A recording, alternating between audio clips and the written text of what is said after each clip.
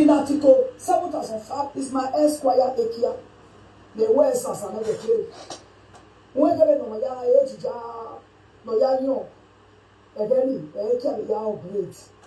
And then at the age of 51 years, and then again, my was a Pabuno, and Yaki, not color, not be a very platinum, not so never had that over. We're kidding. My Samara. Ekia, you move with the same one. Then you know the general care in Nigeria. You're so guilty. Who that took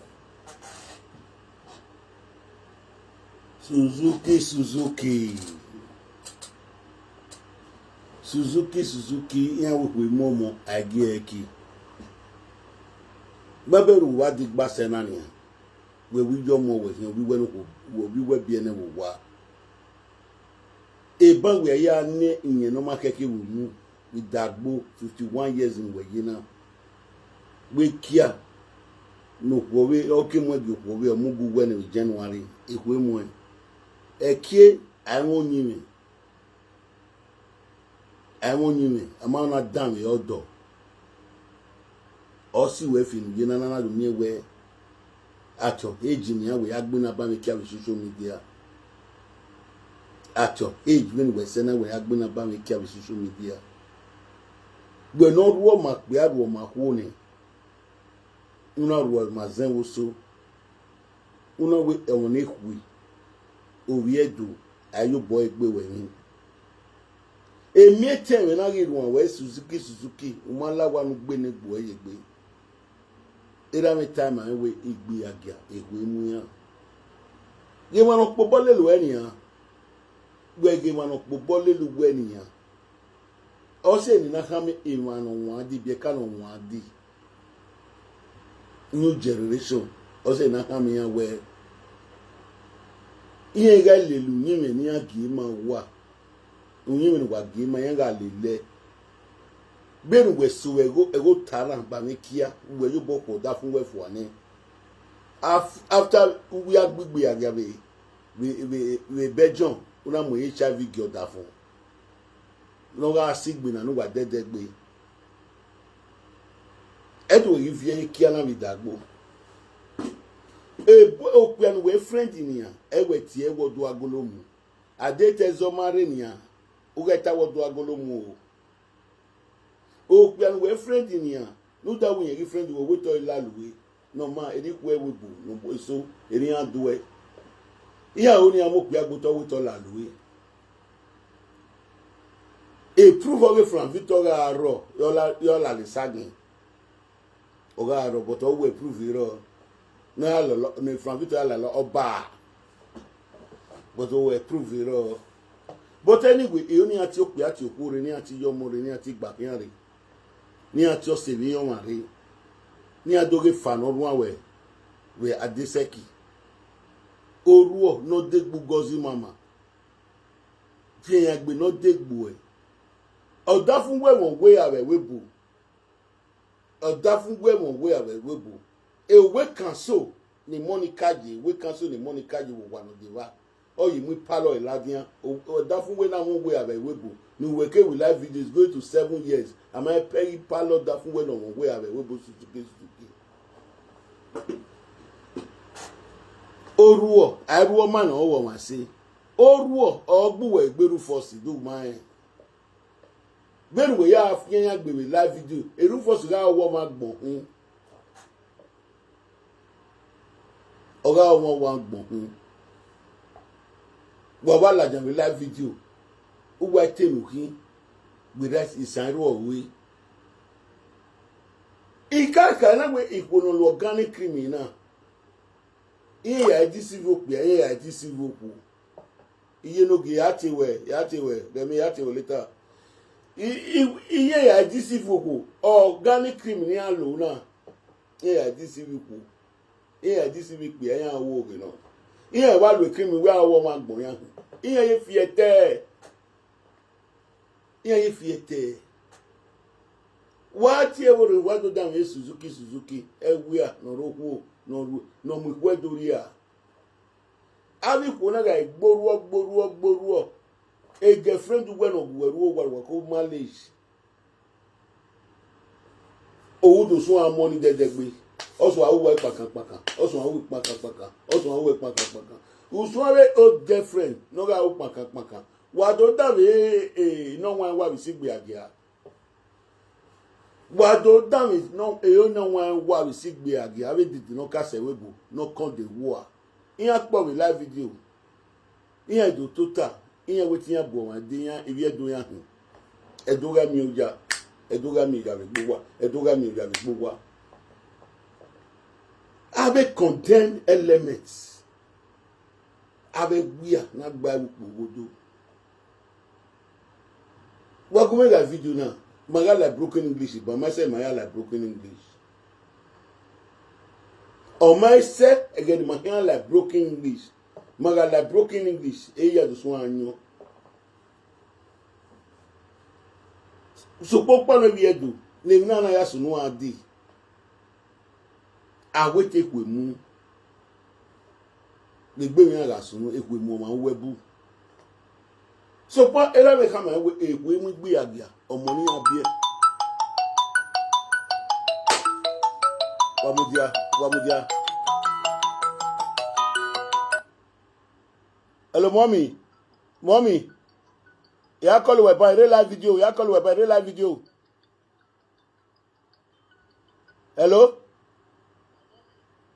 we by real live video mo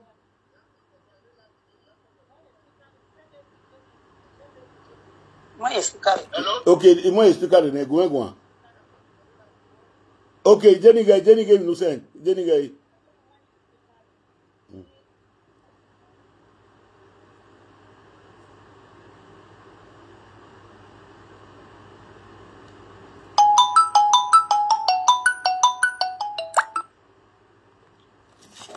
hello Jay. Imoine.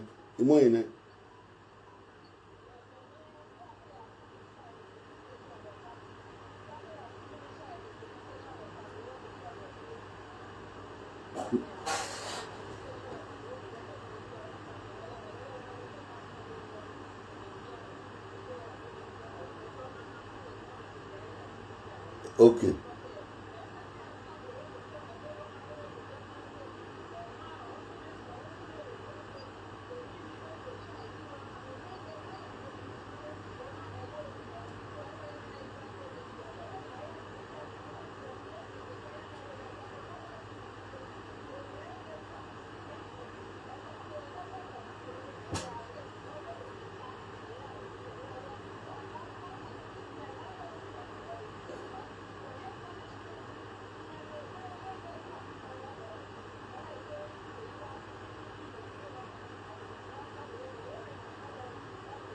Mommy, mujane, oge gba nu, we awu egbe finish the live video ne. Ije mege, ni me post de ne bia.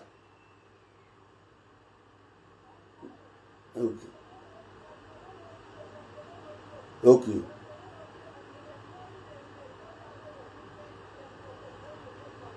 Okay, Jenny Bay. What's it?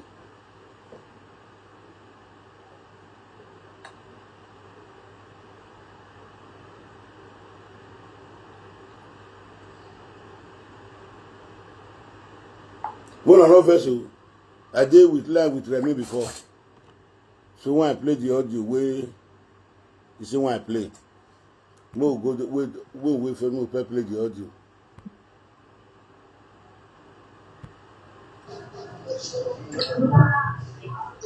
Hola, buenos días. Mira, te llamo en representación de mi clienta, de Remy. Mira, llevas un tiempo, Clara, que la estás difamando por las redes sociales y estás atentando contra su intimidad y el honor. Sabes que esto es denunciable en España y que si no paras en esa cuestión vamos a tomar acción judicial contra ti.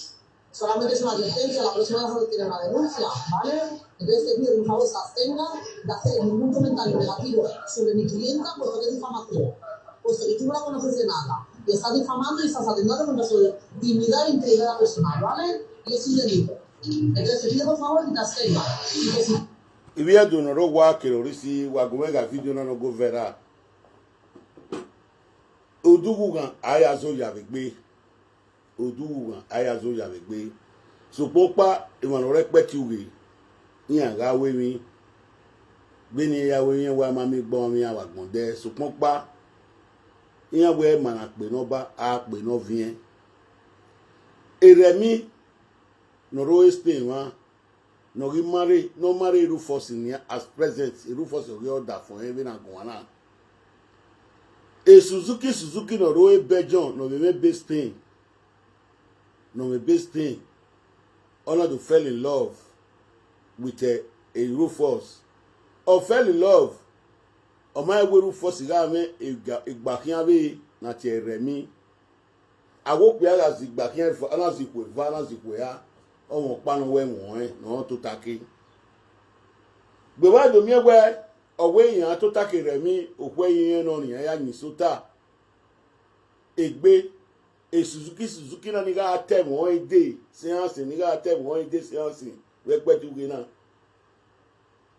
ona do ri phone me Remi ro wa yi ona do ya yo boss ye me si ologo ma gbe yi o si gbe eniyan òpè alana che Rufus na mamu go Jesu susu igba kian kakan ahin ona ri phone bage Remi ona ri pishoge ona ya gwale Remi lelo Madrid kian kole torion okola kala Africa job ya no ri dade ya no ga kole ya akejo mi ona do kole fra bada yana do ri pitch no be Remi ne o wa ma mu oriri ma gbe ko ona yi phone ti Remi ori ti Zeboni ewe presenter no oni na ga fie me yo nu ona ga fie me yo nu e me na fo nu e mi pa ni Suzy ma yi nu kan sote Suzy no do una nia no do sono kuna no na be lawyer ge ona we ya ka me lawyer ge we no ya mu yen ni ri a we no ya ta lo ri yen gbe won ami won wa ori so papa no yan wa ga si ade ga si ohun audio no pe gumena of Spanish ogun aba a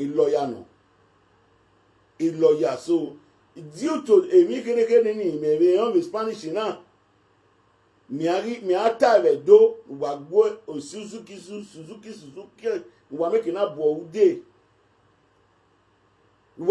bo ude ma no webo eyan yiyan me eyan va me be Spain Remi na kana ovie Spanish no bodo abia we Nigeria ovie Spanish no so lawyer ga podiore odi ni lawyer pere iyonwa wa ma do boy wo no ze kere ni bi on wo e believe we if Spanish is so were in London yan were that devil no make pele Spanish no me passport no pa ari e wo we ya pojo na gba ike timni lawyer na kai I see you there personal person ya pojo na gba ike kamini lawyer kai Suzuki ugbege igboma nudekia wa do ya wa ya ye koti wa ya igo kere nu we mie no ma so ya di do omodion we wa ma se tu ya koke uriede ya gbo e manu ya mi ogbo no ti oni ogbo e bi more than 1 year mami we have the ticket ina ga gbo jeje gbo iye mo ni we mu hin genia e kia we una igbo manu je na si we de court na wa gume la video na wa jo ati e wo do down yo ya je gbe ni ko do a je gbe ma ya je gbe ni ko do a je gbe ma Suzuki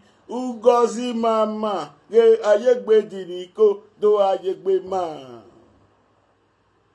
Suzuki doge oyegbe ma ni han ba me kia e cut wa ya mo me ogbogbonu wa we ije ni mo picture Suzuki Adetito ni mo Adetito ekegun o ni mo picture Adetito na muri cut barekia edede na muri cut barekia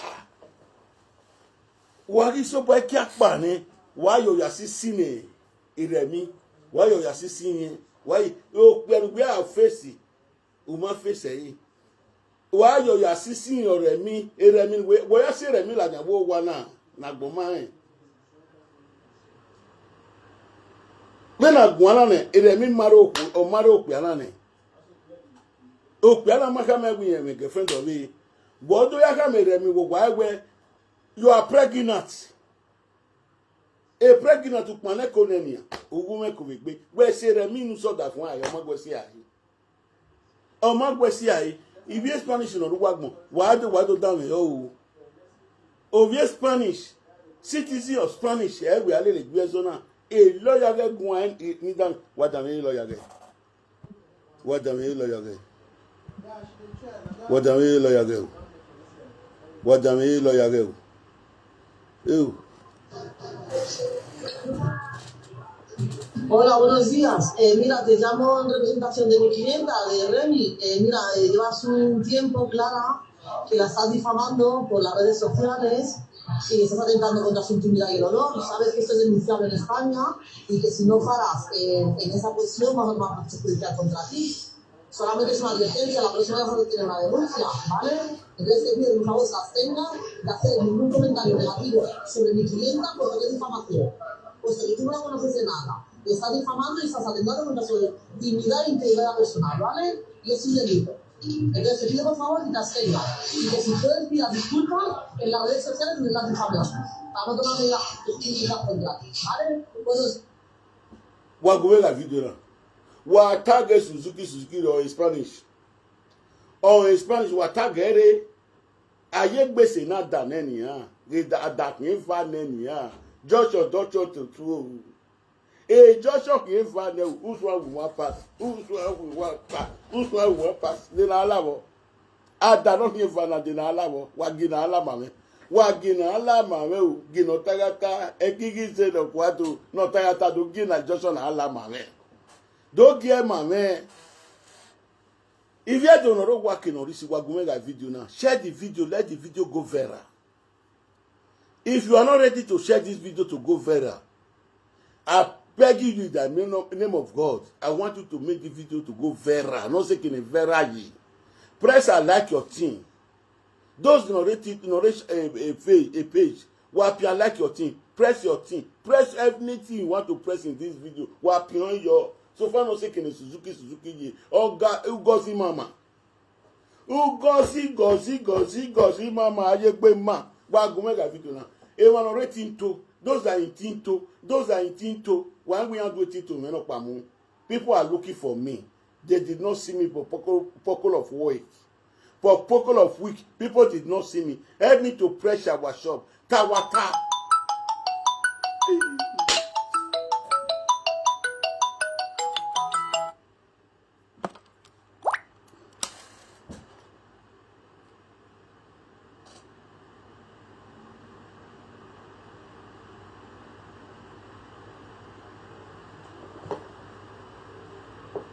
Ọ̀nà òwe gbé níyàrá ìgbé ọ̀nà òwe gbé níyàrá ìgbé LOJ ìlú live video ọmọ náà lítà ọ̀nà òwe gbé níyàrá ìgbé rẹ́bí mẹ́nu mi yẹ̀ mẹ́wò ọ̀nà òwe gbé níyàrá ìgbé ọ̀nà ìwé gbé níyàrá ìgbé rẹ́bí mẹ́nu mi yẹ̀ mẹ́wò ọ̀nà òwe gbé níyàrá ìgbé. Oh, go. Eminera we tama we gaja yu Suzuki. Ize buwode we pet together iwe mami. Gena na. Joshua don't change to two. Joshua ki evane. Orun we gbe live video ni. Won unu gbe kana. Ugbe kan o we gbe kana. Wa so ba me kia no de kia we na re court na. Do ge mi ne iloya do ge no tare. If you want me to explain this for you anywhere you are the part of the world, let me lawyer send a message. If you want me to explain it for you in broken English, please share the video, let the video go viral. Share the video. I want to give you 5 minutes for you people to share this video to go viral. I will be playing it so that before we explain what lawyer of Remy said,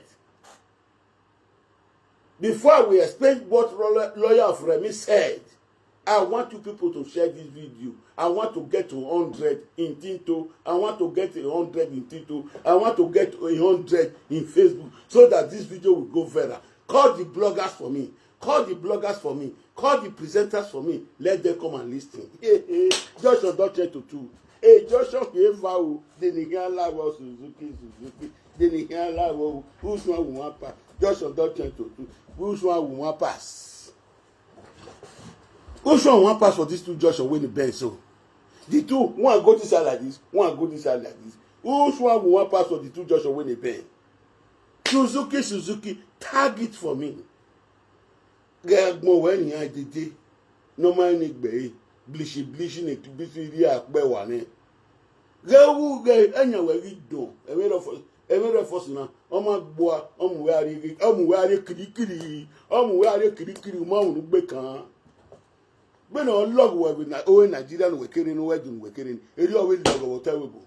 Oh, my, you know, if you wait. Doma, what you want? He didn't take good pay. Here, my guy, video now. Here, my guy, Nick Bay. Here, my guy, Nick Bay, Nick up one.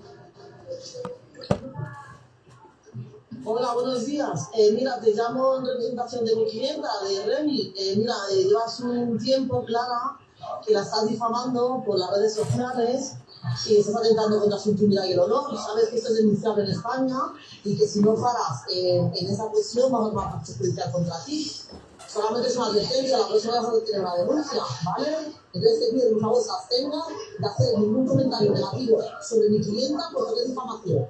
Puesto que tú no la conoces de nada, le estás difamando y estás atentando contra su dignidad e integridad personal, ¿vale? Y es un delito. Entonces te pido por favor que te abstengas y que si puedes pidas disculpas en las redes sociales donde las difamamos. Vamos a tomar medidas contra ti, ¿vale? Pues Every cat on my record. Every cat on my record. Every cat on my record. They did not record the Bavikia. They did not record the Bavikia. They did not record the Bavikia. Nigga won already. And now, wait, don't tear bow and you were, don't tear bon what you were, boy, ye. Tia. Atiti, you know where. Atiti, one of the universe. What? Over here. Ogun ọgbẹ Suzy. Ẹ mata. Ogun ọwọ abẹ òkúni ọwọ wa. Why be abeg you no see you agbene? Why beg you no go see you agbekere daddy? Why beg you? I no dey fuck for outside. Which man go fit talk say man you wan see me? I dey see Ogazi, they no mama. Yeah, all of na come carry our young girls comot for us as finish. Go reach Yuri all of una. Una think say go better for una. E no go better for una.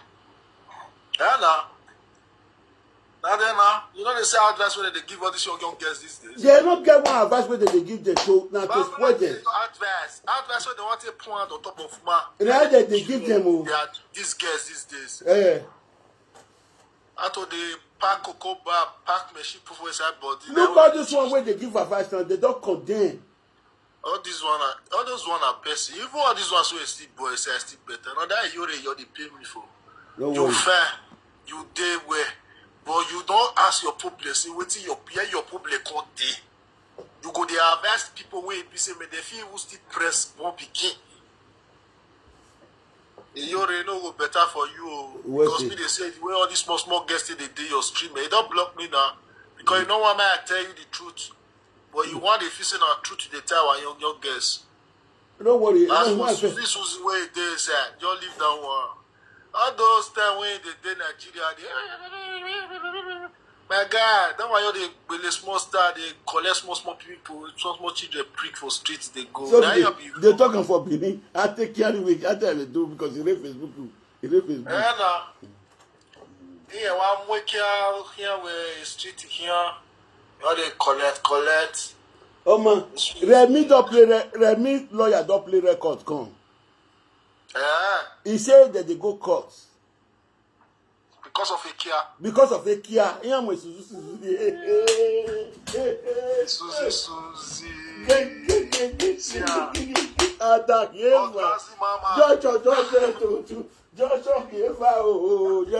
Like this woman, you like how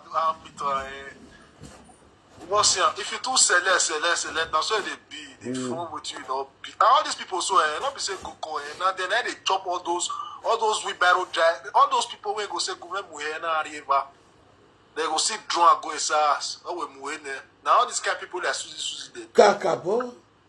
All those people when no fit talk come outside, now they chop. All those boys when they know say they fit pull out of their head. Hello, next person. Make una share this video. Make una share now. Hey, here they carry a cut. Hello. Hello, Daddy, ¿Cómo que allí? ¿Cómo estamos? Bien. ¿Qué está bien? Bien. ¿Qué está familiar? Bien, ¿lo tuyo? Bien. Me alegro. Vale. Eso se me Spanish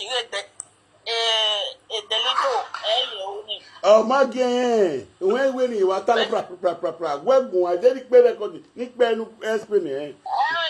Dame ona, espeye kepa. Egadina make ya friend bush enemy. Me we Holy Spirit here wa. A bush inspector. Me we only wa we no ya destroy be car. Egani me na wa dame yin be gani o ga get me me na friend me e wewo. Tẹ̀wọ́ntà. Yeri a friend black wo wa. Yeri black mo pe wo wa.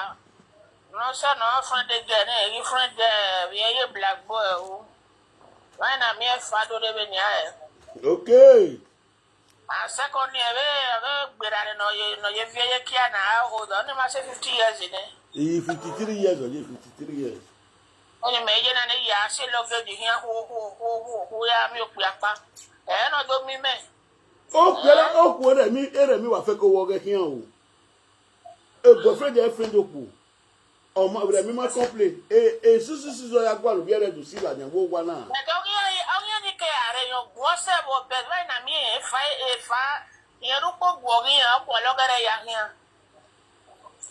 Na mi e fa wa do ru a be ri oni. Pa won din ne o na riri e na. E Joshua do chen to tu. E Joshua mi fa ni. Waya so mi. ¿Qué pasa? Ya está mayor, ¿no? Sí. Ya está mayor. Ese 52 años. Lleva tu hija, tu nieto. Ese tiene hija, tiene hijo. Ese tiene hija, tiene hijo. Llévalo al parque a jugar. No, oye, viene aquí a ven a gomomo. Para que quiere y niere. ¿Ah? Y tiene que ven allá. Y tiene que Charlie Brown, wa mu dia wa hia do explain e ma me. O wa hia do explain e ma me. Explain e ma me o. Explain e ma me je. Explain e ma me. Imam ni lawyer kai. Where's Spanish? Ije mu dia we Spanish bu yo le ko na be explain e. Wo ka je. No. Okay, Jenny Penway. Jenny Penway. Oh, Waggy, at the carnival. Hola, buenos días. Mira, te llamo en representación de mi clienta, de Remy. Mira, llevas un tiempo, Clara, que la estás difamando por las redes sociales y estás atentando contra su intimidad y el honor. Sabes que esto es denunciable en España y que si no paras en esa cuestión, vamos a judicial contra ti. Solamente es una advertencia, la próxima vez vamos a tener una denuncia, ¿vale? Entonces te pido, por favor, que abstenga de hacer ningún comentario negativo sobre mi clienta porque es difamación. Puesto que tú no la conoces de nada, te estás difamando y estás atentando contra su dignidad e integridad personal, ¿vale? Y es un delito. Entonces te pido, por favor, que te abstenga. Y que si puedes pidas disculpas en las redes sociales donde estás difamando. Para no tomar medidas jurídicas contra ti, ¿vale? Pues difamación. Mama, Ureva. Walk Walk.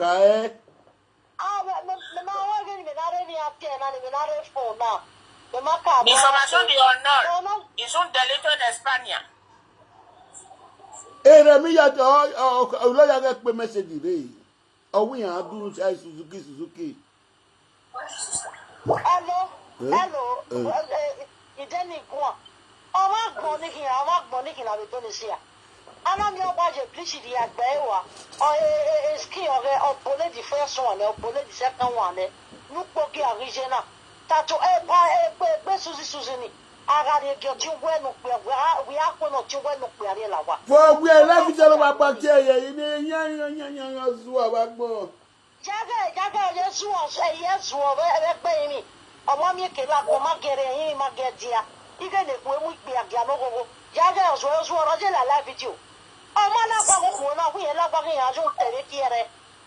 Ọmọ ya tu ta.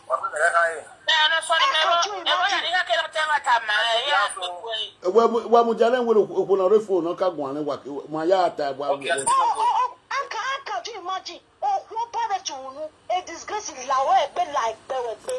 Oh, Wama Gwela mu ya tare boy. The problem in Obaro na be ni ejijan latia. Analyze elele. O latia analyze elele. Ti e ma ke ni eje. O ko no roboto no yoju mu eta. O hu ye roboto. So e poro na magwaloa, e die to gwaloa. E Suzy ni ya. E de ta. O do agwesta gwa. Ige vesta kukuajo. Ona na kuajo. O gesta re ni e tu ba tu ko kija muwe. Kwa ke pe ko biere ya. Oh, who went to it? Don't know a destiny that ya. Who went in Suzy? I be about Lawe Bay and then went back. No money. No ma. Where's it? Hello, era no ko du gumagwan. Hello. Yeah, yes, my SP, na yi gwe no won pa gwan mi ne lawyer ta. Ọmọ no wa ni lo mu e pe na ko du ku wo ga to we ba no ka to we ne. Hello. Ya drop e all the gbe ade sisi ere wan. Wọ́n máa ń ní information de character mi. Iyo no mi Ibrahim yo je iwe ni ka pe ne wa ka internet because it's Spanish Suzy in Spanish. No make na o. Espero ara ke pa wacha na Spanish. Egin se Arab o gin Arab. Arab o gin. Se nene ona na je di me wa ya like woman na. Wa ya Tunisia wa ye police station. Wa re court. Oh, lawyer, so are police station. The police station gbenu koro yin. But wa re court. Under one we get one. Aresi oyo ni. Atiti. Obota o. Abeg mo na help me beat this woman. Mo be ole am mo na see beat Yore Joanna. Okay. Mo na dey help me dey beat two of them. Okay, go na go go. What to? Go make one. Asa woman ni ati man yo ge. Abi ti ma di ko aboka ka bo ni gbe ma dey na here at all. Abi? Because in the way your was ba na ke do we ni ma be free. O ti bada se ma get to now. For time you may imagine some of our women na ke to both in guests of na for the dakas by the way then. Ni de kini akere ni akokin abi ke ni abi ya mu ya da.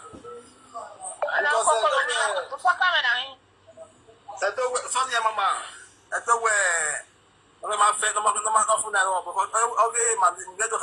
Most of our women, they unable to women, they are so disgraced. We might be bad. So you are unable to discuss them. This my account. You might left from their right really. So we are missing. We are missing with your for.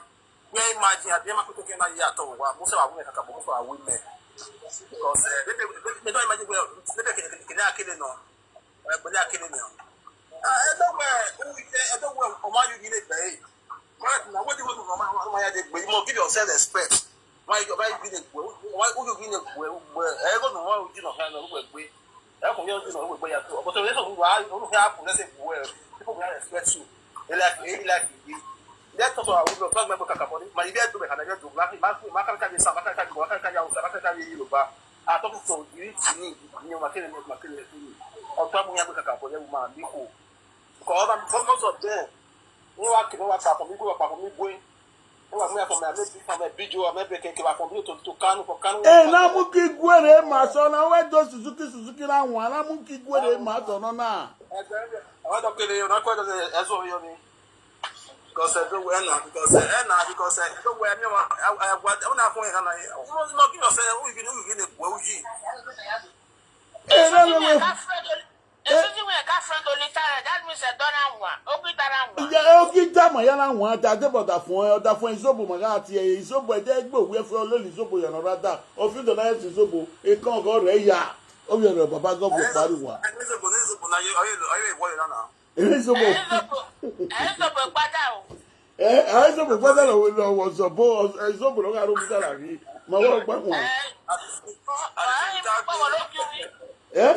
igbo na ma wo gba won ona o atakpara paro bi oji eyin yin lajo egbo la ke afoye mi lebe kan le lajo la we awo ni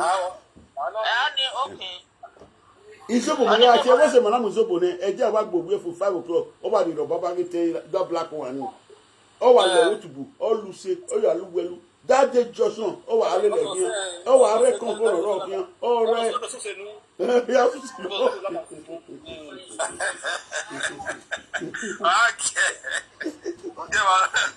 okay if I want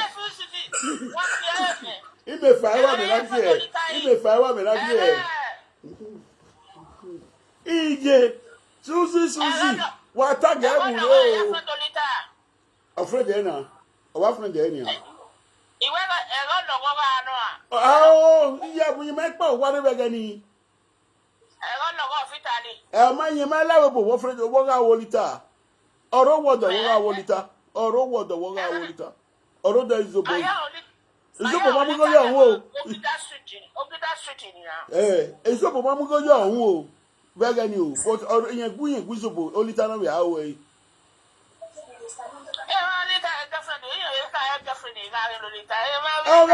only tell we girlfriend we igbo si gbo ma si gba only tell girlfriend we ga ni ya ave ta mi ma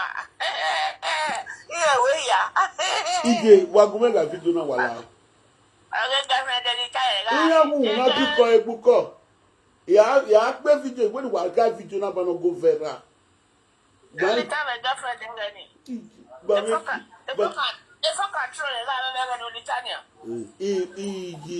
Suzy, Indikia we not the court we waiting on my senna. Oh, more than for me the court. When we are a court, not the Egan. Egan had a good book when I Suzy.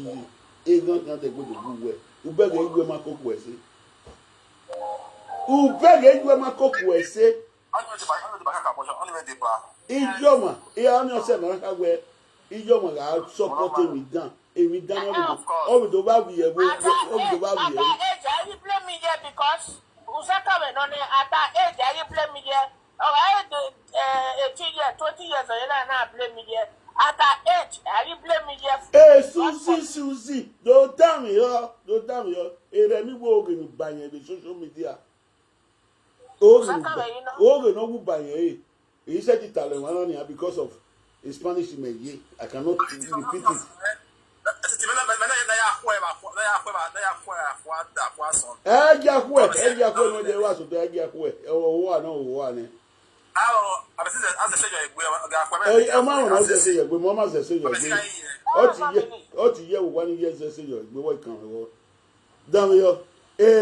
Suzy, I cannot read. He said, no see any other do shower. I cannot repeat it. I cannot repeat it in my platform. But only what I want to do. Those that we are a gang in Wabasha with social media, Wabamu, Robodoria, Wabamu, Dogboto. Diati, when I do, they don't lawa, or Maka, we can't let me. Ana when I'm Murupa, Muwene, or Maka, we can't let me. A friend, friend, why ya or why me. ihe wa dara zeva azọkpa na awọ ọ̀rẹ́ wunyi wewe ma wa gbi won hi utalogbe omemo hi ona zoko nojo yi wo pa ya gba wuwu mi video wuwu mi picture ko na we status una pa una to anota yan nu ya paro ko na nu oludo asi owe ladian nu do mu eni ria eni no dollar yi ne ko no eni no build no oludo mu ria we nu ba mo wa ria social media when we are mukyagoto when you lose up ya you lose up wo ya go wonu pa ori so time we get the mofi uke swa the mofi ari eke no na anwa me wonu pa ori wona we owo mo wiye oda fun ewo owiye wo mo okuo ni oyeke we wa ni ayan wo we basta ori be na we olita we no we ere we star we wo bi e ufo no to ye my gbe edo sabas space na e no se ni re mi na adu ni sha we if that's what video now e re mi or send the video na go me o ga call me we but the morning voice e la the live video come anywhere no stage wo wa na e video e come no stage wo wa ri ya we me e no se no na adu ni sha we ni an o re ru ta lojo igbe be do sabas space o re ru ta lojo igbo wi e wuta no masunu ugo sunu uba da okwa no ga be awwe uba ori o ma se una be ba eremi ori ori no ba ya fefefe o wi emu were cut ba ndo ri weakness re ndo ka mi emi ni yawe nu wa wi gba do set exam ni gbe wa wi gba set exam ni gbe exam enu enu ta wi nu set exam ni but ima oni te no but if you don't come man on the work yana no pe you e oga said the net ro na si we record iya si we record wa ga pupu pe Belgium to Spain e be vaune e da yan mu we se wen gbe Belgium you obo o yan gbe Spain you obo do mai nu afi boy na gbe no le ya go ni so wa o we we edu me passport ni asisi o ma wa men tu nationality we no time na dem ata no cause to regbe sususi emen e wa tebe 50 opa na nwa taro ni ya repetu le na ni ya enwe but if no see any dem na mu we video re me ati de ubo baba na imeti avdo analyze the video disgrace no la we gbe ere mi ke ko le we fi we on a send the phone audio gume or send audio no send the gume na me lawyer get send the girl we na we eti lawyer we dey ado dinisha lawyer na say on I explain my lawyer on I send the audio here when on I will not send the ego e me do wa block egbe ne since o ma send the audio guwe on I gba the nearby person no pass ege no pe nu won if the answer we are display baba na we dey Madrid na the neutral we record me dey do me we record ima opa eva ide ara do me we dey kia at your age na e we na ye court and as we are the court then we are time you where mama na le mo ye busca e captura una mare ia mo ye busca e contora captura mo fi ya weri eje mo fi weri ama fi weri ni Suzuki e oni de gbe pe me explain o even wa ati e wori o je wo na oru aka ni ka bo nya ni ka bo pe no na nla na we Atiti ma pe o bi Spanish we gbe kan na ni iyan yogi yan ku ogon na black awa iyan ya eku because o kona ma ko ni ka bo kia awe agbon no ri uge niyan o kona ma do ko ni supo wo ya gba lo kona o kona yen we presenter kun ona afia me ju onu ona mi proof a proof no be o the by video we with is 2 days. Oh, na uwe me.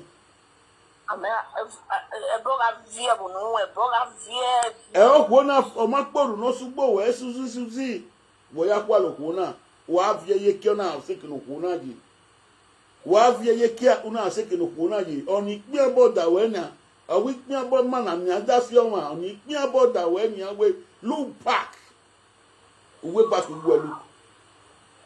what were you here make Rufus Rufus marry any when I go and Rufus was in Madrid uma be yan ga le club here na so wetin yan ari agbon ogun yan ari yo we no bi gbori eku we ever beg yan no general live video we an ye party una vie na degbe we na kara wetin ye vie live video but you moto ni ah don't no me ni egu mare above the carol stage iya buweri o opa we so abataze gbe na be dero ni opa we so abataze gbe ni e Felicia no ro we abataze gbe na be dero e won ni wa yemuja gogogo ebu ye ko ya we bro we se gbe ije ni je gbe pe ki ran la se ke translate anyone translator ni ma u de ya u na translate what a translator ni ma u de ya u na ionika bo pe almost 50 people no remain a Spanish one of one Spanish except they were not legal not part of Spanish area well in Spanish o wa ma ga video na no say 50 translate where am wo kan do kan what kan okay my Spanish we me ka Emmanuel Udo no rave Italy Emmanuel France Belgium Udo hello ide good pay Hola, buenos días. Mira, te llamo en representación de mi clienta, de Remy. Mira, llevas un tiempo, Clara, que la estás difamando por las redes sociales y estás atentando contra su intimidad y el honor. Sabes que esto es denunciable en España y que si no paras en esa cuestión vamos a judicial contra ti. Solamente es una advertencia, la próxima vez vas a tener una denuncia, ¿vale? Entonces te pido que por favor se abstenga de hacer ningún comentario negativo sobre mi clienta porque es difamación.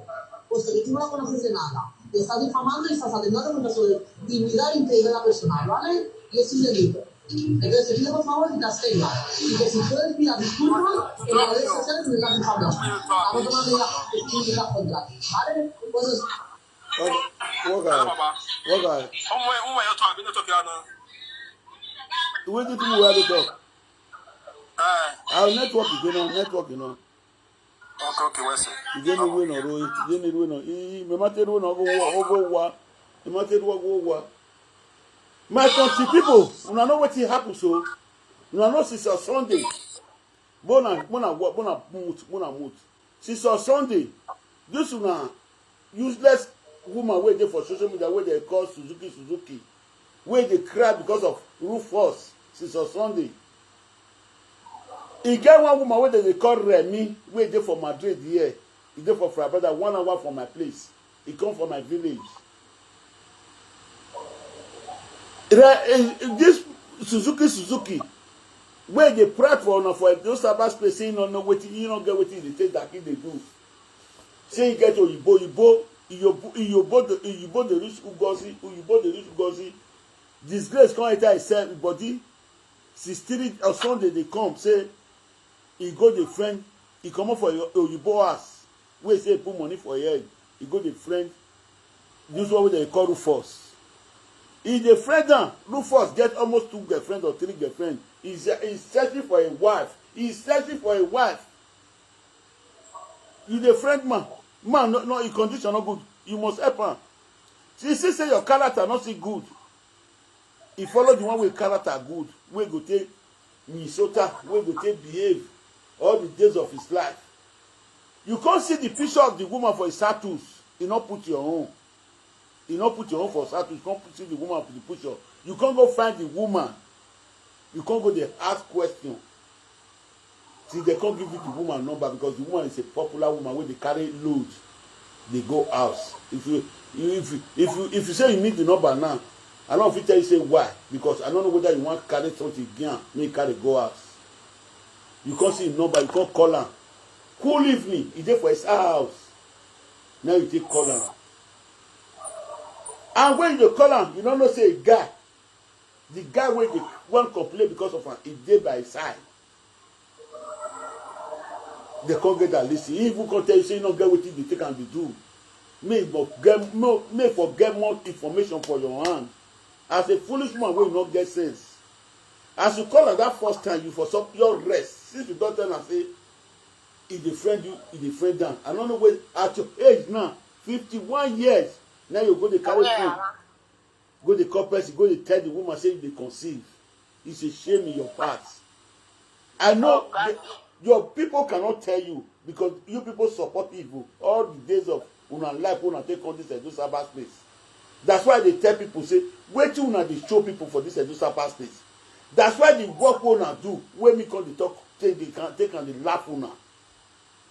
Because una not get sense, una dey prove to people so una get sense. Me wey not go school, I don't weigh all of una for Edo Sabbath space. I not see any better one for most of these women apart from 3 women when I dey respect for the Edo Sabbath space. The rest are nothing in the society. Apart from 3 women I respect in this Edo Sabbath space. The rest are useless and nonotiki and stupidka and ignoramulas. There be okpo wey not make am, wey wan come try tell people take make am. Your woman wey do ashawo like you, now you go to send money to go to give. Not be papa die, not be mama die. Sorry Facebook. You go to send money to give me take go vacation. You know, she say my papa say ashawo no get sense. Woman where you both buy house for, where get house, you will never buy house, go to send money go to give one. That's why I say in. But anyway, my people, we'll go straight to the point where we come for. This is our sister now. Whether they call Remy. Now they for this angle for my Facebook show, where point finger. Where point finger to Suzy say, you go know the year where draw me come out for social media. But for me, where know this my sister well, I know say it's very jovial. It's very jovial. It's very they get that they do it, but if you enter a trap, you know they carry investigation. You talk. Oh, what gonna happen? Oh, what time you talk? He go say they must see the end. Now, so we be for that our village. We don't know how to talk lie. We only say the truth. If we will talk something for your back, we will front. We will talk, and you don't get what we will do about. He get where they play rich. When you make this our sister the first time, he says Suzuki's the spoiling name. What he not be? He thought he be. He said, now, he go to China for 2 words when he talk for a live video. Now a lawyer. As he called lawyer, I speak to her. Now a lawyer said voice, say, before the one go court, make them warn, if you don't know, say the crime where they put in Hannah because he cut all the old videos. Where Suzuki do, he cut and go give, he post and he send and go give lawyer. The lawyer translate him. The lawyer say and say, now he send message, say, make them stop this nonsense. If they not stop, Suzuki, now passport owner. Even though he be black, it's a citizen of Mayan today. It's their daughter. Oh, the farmer, the character. So. Information. Okay.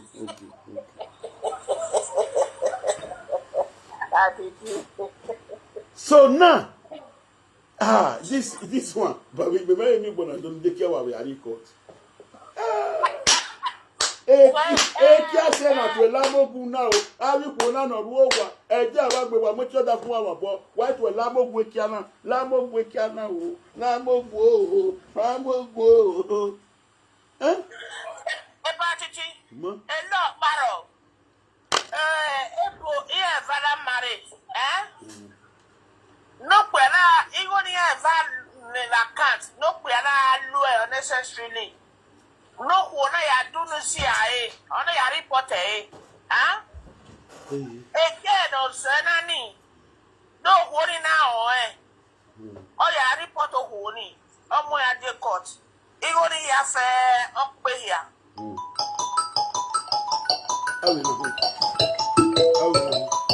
I will not know we call it.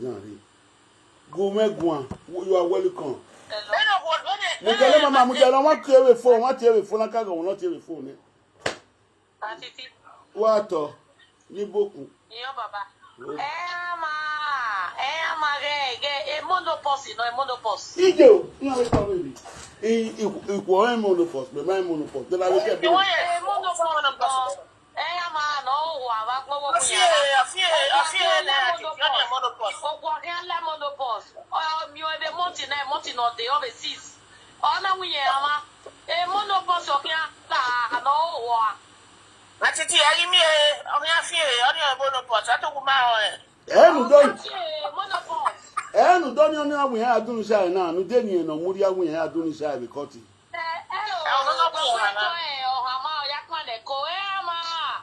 You know where all Gazini is so Gazini is so Gazini. You may be a Parapazua. Anybody, a cleaner.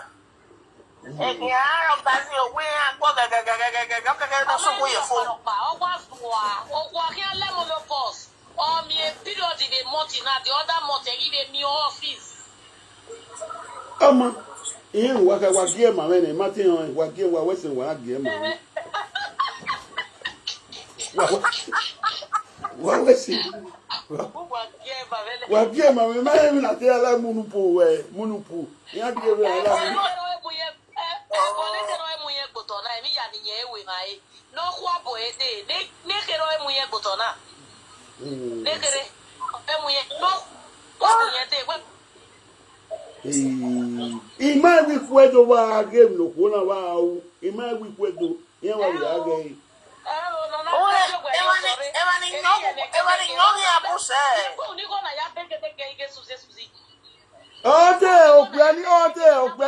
Suzy went to by two.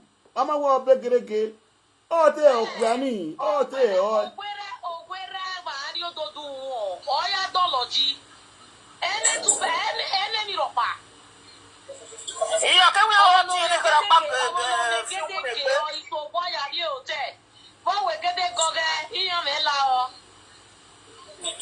we are to your papa walking when you are saying a good dollars.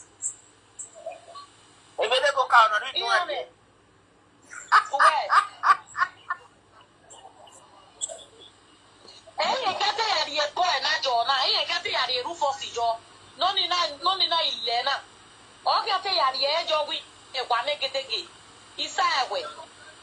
don't play with guy man. Well, cause I'm more ahead. Bujale, I want to my one. I want to one. I want to one. Looking at Atiti, forgive us, Suzy.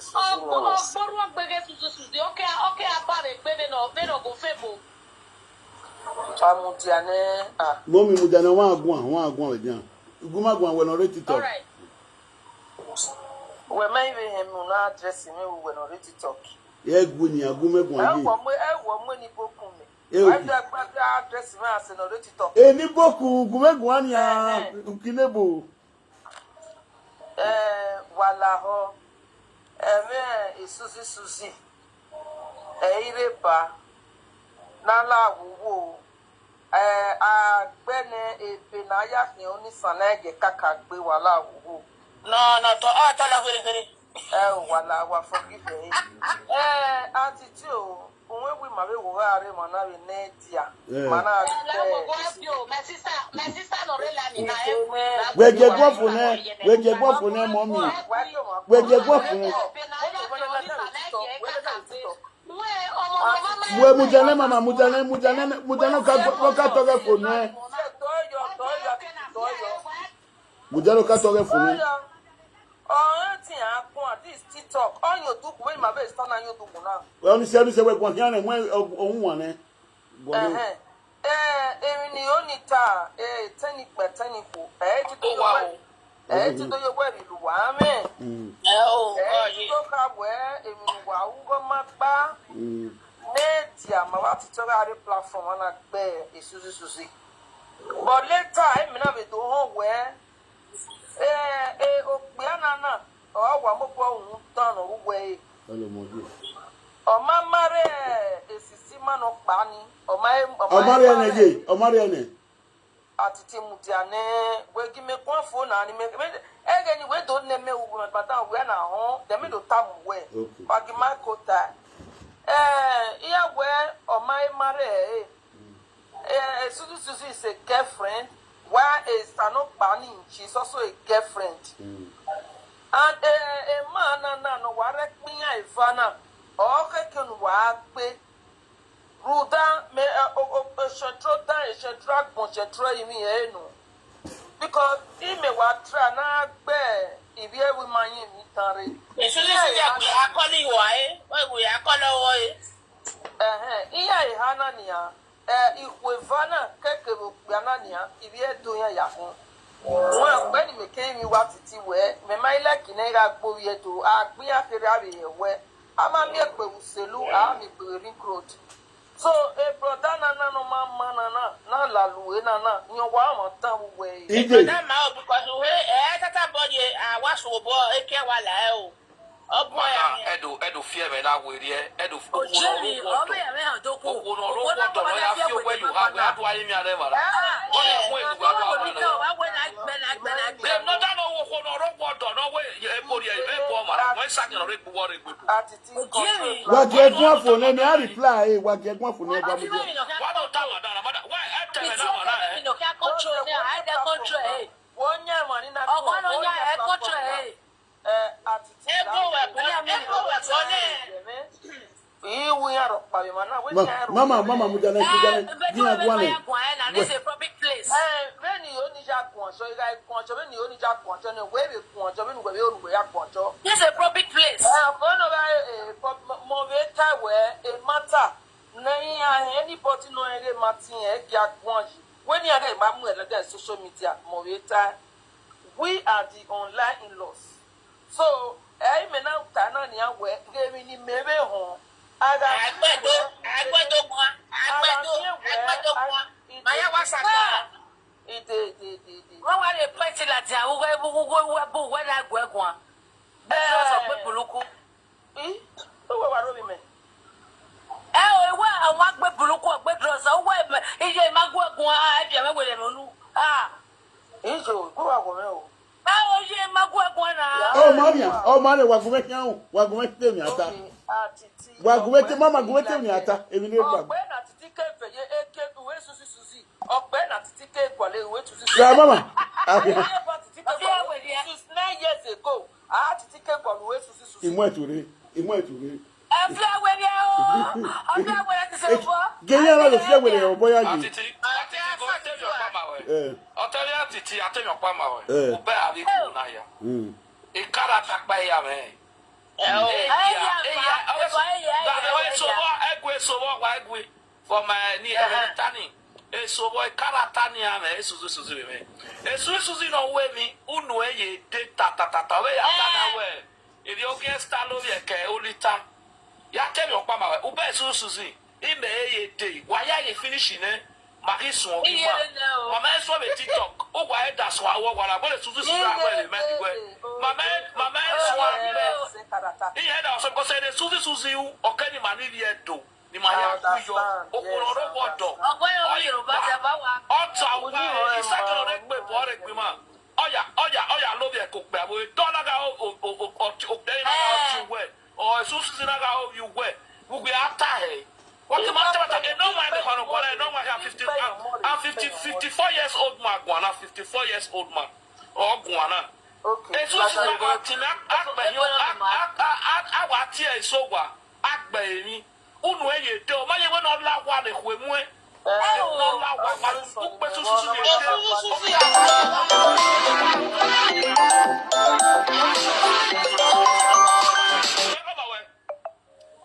Suzy owa o le hwe mu igbe aga Suzy ke mo na na ya owa de to en egbe o du ogunu yo pe fa ku Suzy.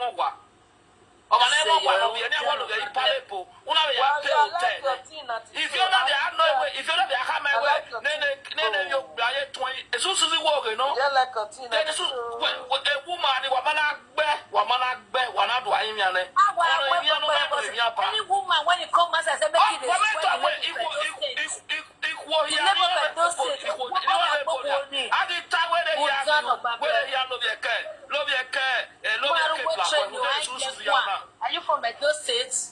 Are you from Edo State?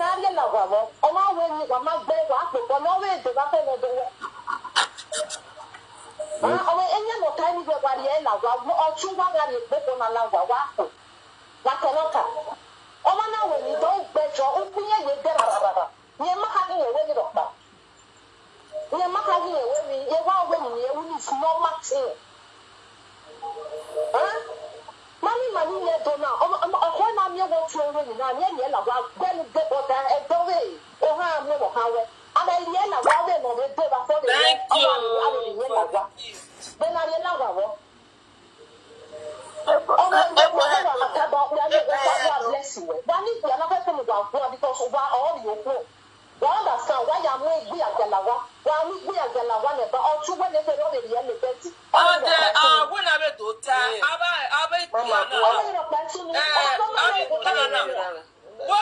One already top one mutiane no buafo na.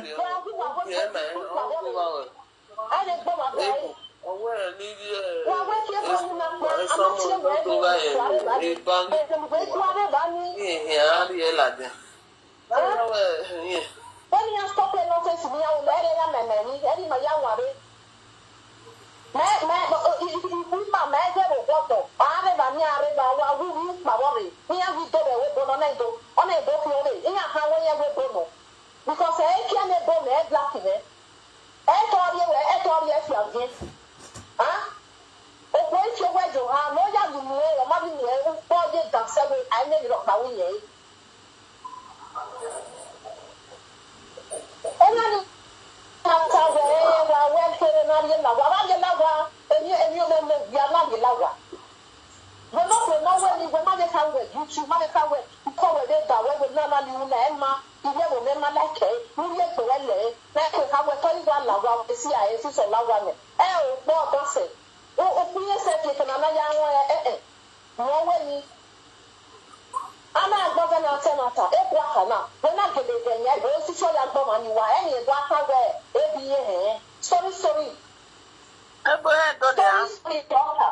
Yoka ni ma wiye odo yoka ni ma we ego ni to munya ayo wa mi go jiro again you give me enter that's what you friend develop that one I will boyfriend and girlfriend sorry a tifo but one guy go go be women ma o sa ga bi dem ni ba party ti no give me je na sa ba you ba ana do me we gbe ni sunu ba me we bi me Ikakabo mo bu wese no we on the go be women ma go ti me ga o mo do iye ga o wa mi go jiro we can you see your care o wa see your care huh? What's and I want to enjoy what I want to wherever CIA or Timano, what you might get about who not passion. I want my being I'm not being my way. If we not back on no marriage, if we not back on no marriage, only enough in the day, or one Latina, it can be here, or I'll gas in the soil, when they do not have a time in my way, what my way black money with. They go to Mama married Mama Wabu, it's the rock, my brother, why you got that. Oh, my name is Emma, and it's my worry. I have them up there. Oh, I'm not going to any magic. I'm not going to any mountain. In that China, where you know, I will pay all different than I'm not away to get married. It's two different things. I will not want to get married, to get married down there. And when the doctor will not win a same way, and you know it's no matter, and you know it's no matter. If I read the name, it's able to not go about level. I won't put you on my banner, or you'll go with my one. I ain't really going no. Huh? About it, don't know because when they walk 1 year like the job, better than no sense to be so that also, what time?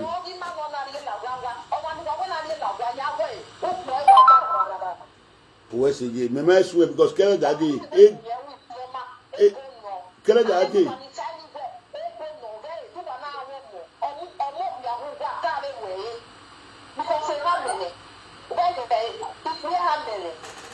So when we are in the young ones, you want to go away. I don't trust that. I know you didn't know it. You saw some of you. Don't feel this acting. What's it?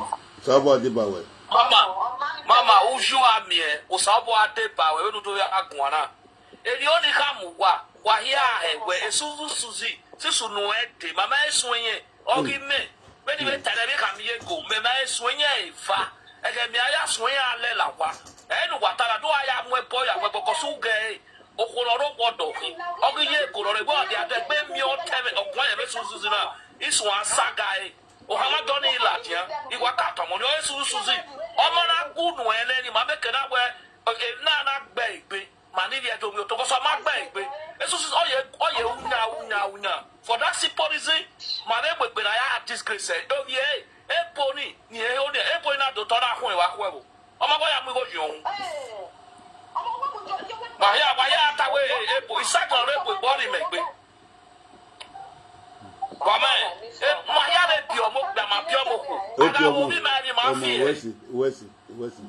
So if you don't know what can orisi uwayaga to even agbama wayagbe wagumega video na no go vera when the cat take in the adi eri ta me mai swe matana nana gwa me mai swe because when me ya work no okay dey different when okwo na ya mu pe edogboto ina chesu ugosi mama na beno ya agboru owo ta o ma be ni meji emi ya kan se ti taladi ya bero amu wa no buri ya but imi ba mu gbe ko yen ya mu yen ye bi o emi ni ka ye agbunye kian re do saba space na be na ye ya wo na me le le wan ge me wa gi ya ni adu ya kun ni do de gbe ni adu ya lu e we ni gbe na lu o ma mo sa me na abe otuno po bole le na iwe adu akiwi edu ori abere gangi dan no ro e webu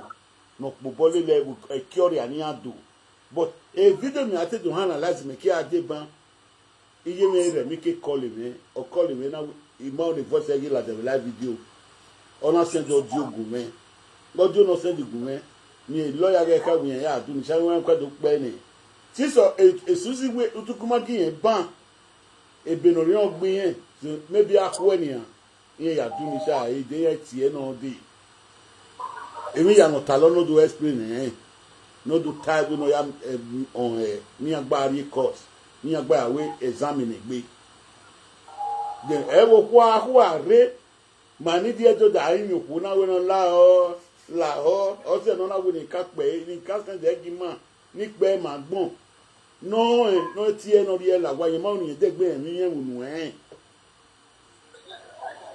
Atiti, ya te wa ya ko egbo 1 minute. O ho ni ari court, iya ma ari court, oni ma kama. No wa kama wo, zebo obieto no obieto. No do time, ke biye boy me na ga ikiri because e ma oni offending ani.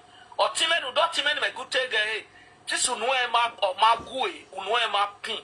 Ma do so a disgrace na. E gba me ga disgrace e so na ne wa kama ma do egbe mi onu tale ma laja do a disgrace ivie kekaba wa ni o ma no se pejon alaja do se pejon o do se french ya we video ma be live video me o ma na we ma no gunu na asi o be wa ha ma o ma na we obi o kana do emi owori una bebe obi o kana ye fun una ti o shi o Suzy idele papa 1 minute pa ke we na da wo no ka ge wo wodo be no way na ogbe igbo ma gbe igbe waro pa ma be wo ma gbe igbe o kawe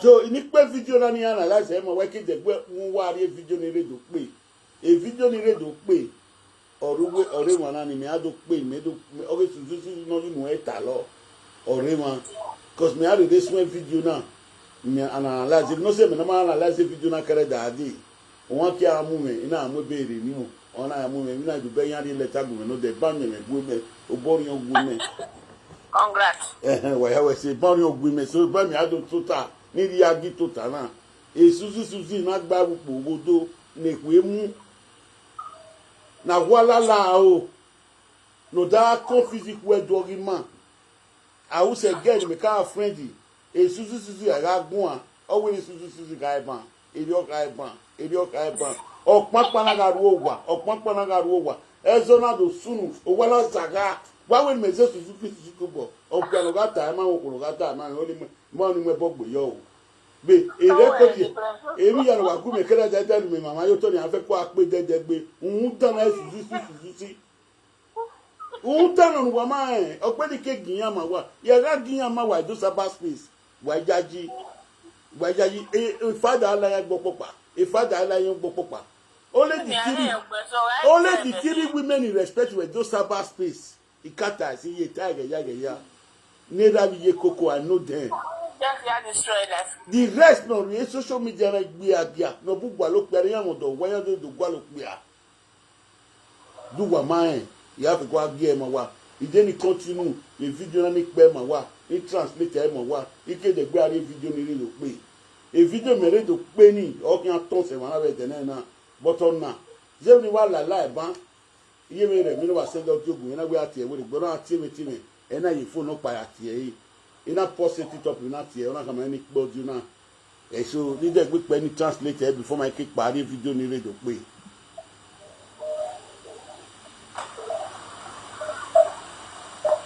wo mo je ma de ye fún ye ore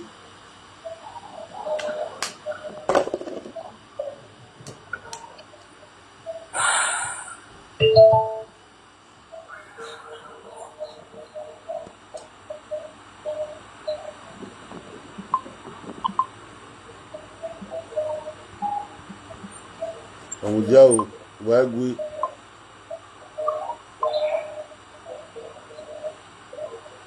one minute iye boy iwe ni kam kwa ha Suzy no lawa isi mu na be na if ye bo be ya kimewe no sunu ya what man no ye do ya fio where you are wa be ma ni gba na no rebo na wa mu gboto no rebo ipoma enu wa be Suzy no ila ja do talo ta unu we oye de we no fio where you are unu we ye de iwe ni kam wa ka ma wa te wa no sio Suzy la wa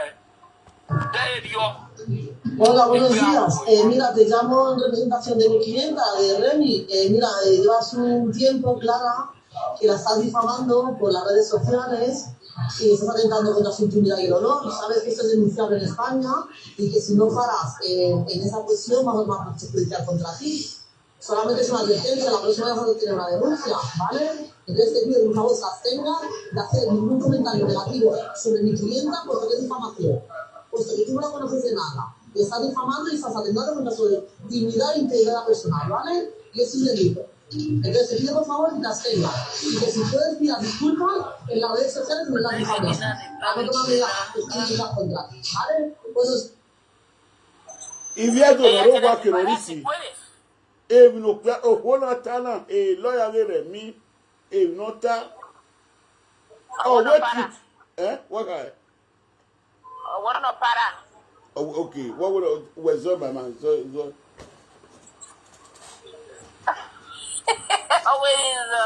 woman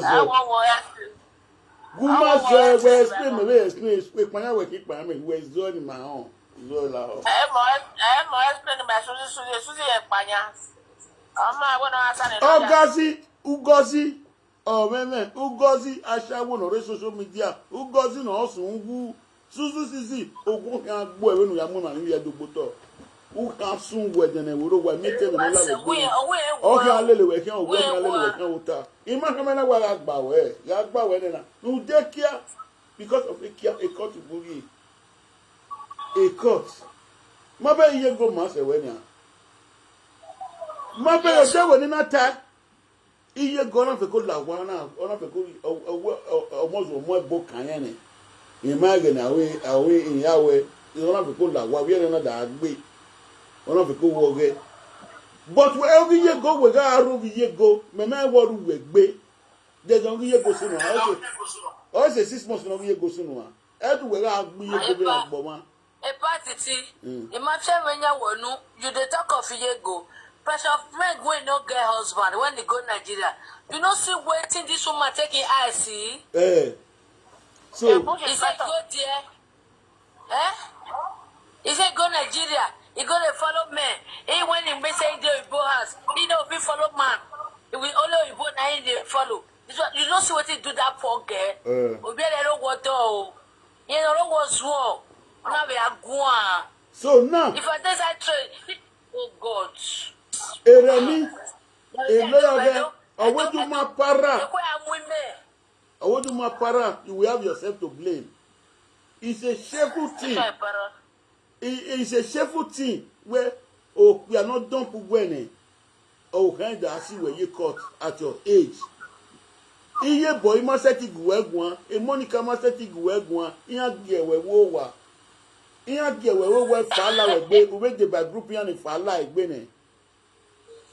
Ma ba gbon we oruwo de pe suki oruwo de pe na una la confuse women women na ga gi masala women na so gi masala una wu friend of piano re one room women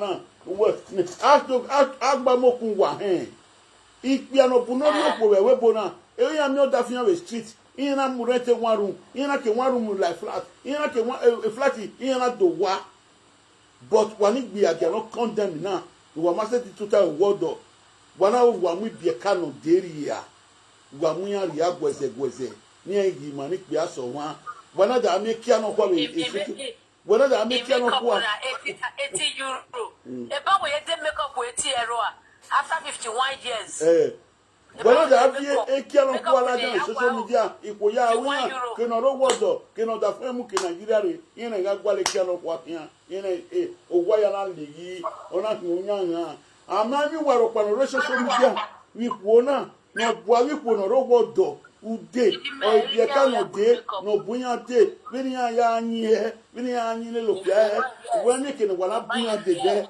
ono sie mene ni generation ihe na lo wa le bi o my sister begamu ni ejo e make up e mark ye wade go ma no guan 51 years old kaka wa kwa ni wa gbe Vaseline wa kwa u so Iviedo so ewuni agegwe le o owe ni pe yu e one igba ni pe yu e one ni continue ejourning ni labor apete Suzy mu we na Atiti ga pe be na na yen yeso madam oni atawana na madam mu metore malake bola oni atawana na mu metore.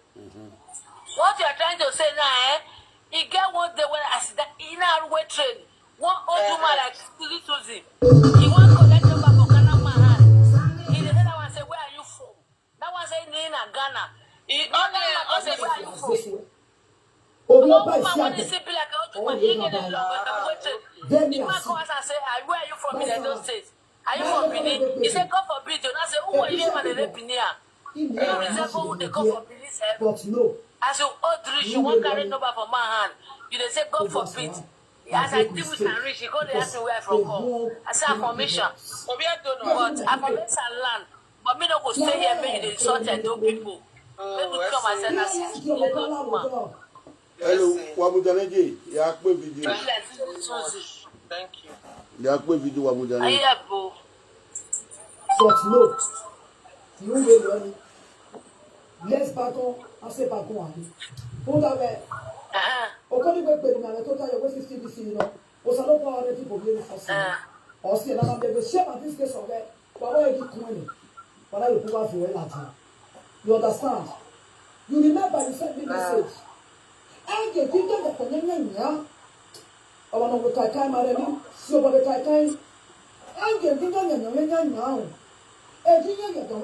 Open message when we get picture that in large on social media is very right.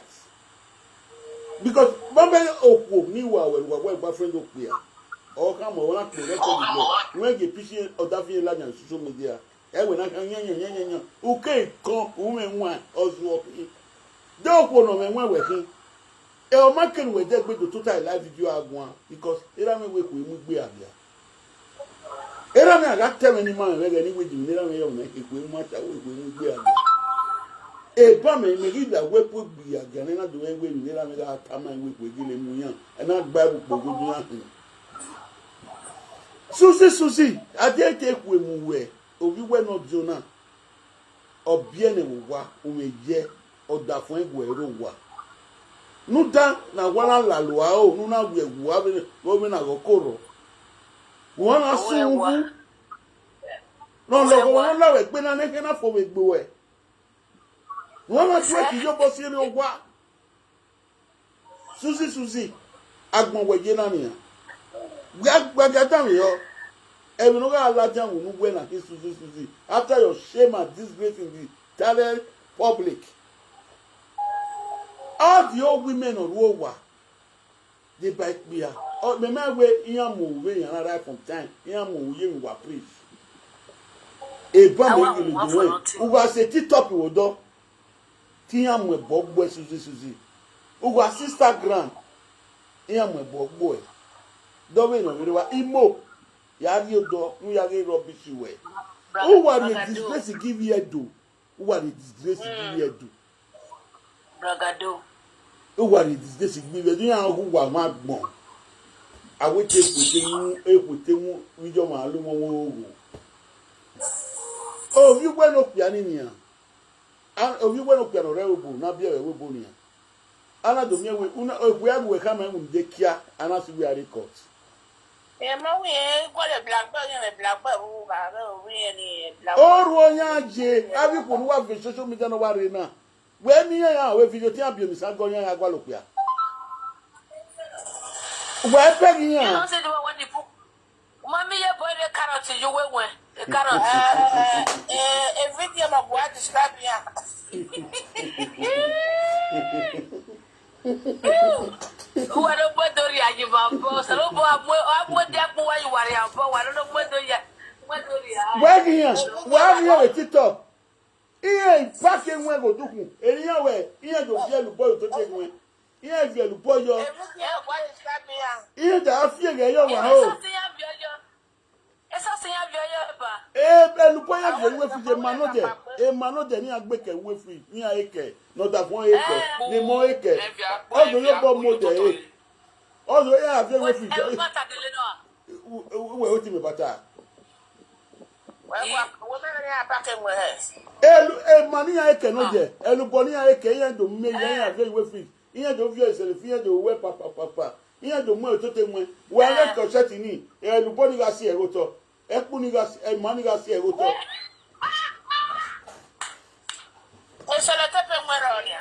He ran in a car low. Here's a well, boy, children aware. A money of your and when I fire, you know, like the water, a popo and popo. Okay, popo and popping out in Luna. What got down here? What got down here? Eh, oh, my, get down here. Now what?